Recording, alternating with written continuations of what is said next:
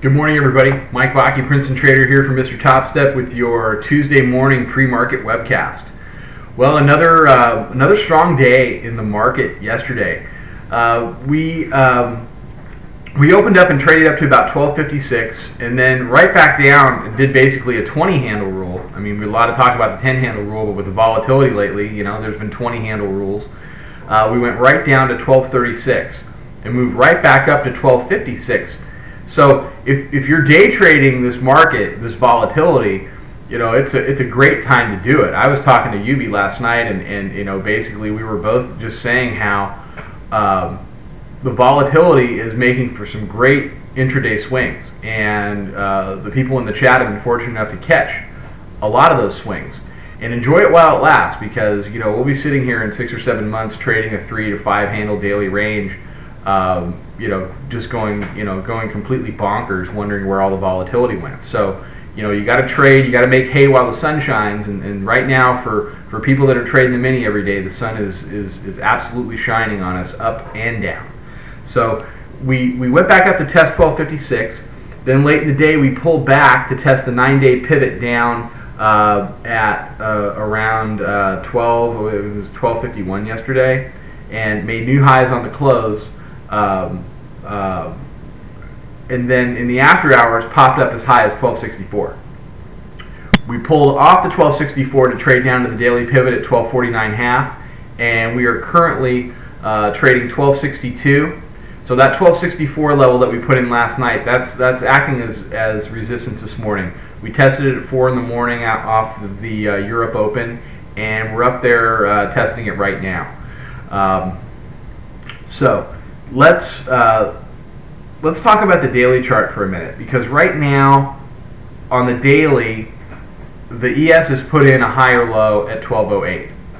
So the question now becomes, do we make a higher high above 1290, or is this going to be a higher low, and is the daily chart going to start to look like it's stair-stepping down?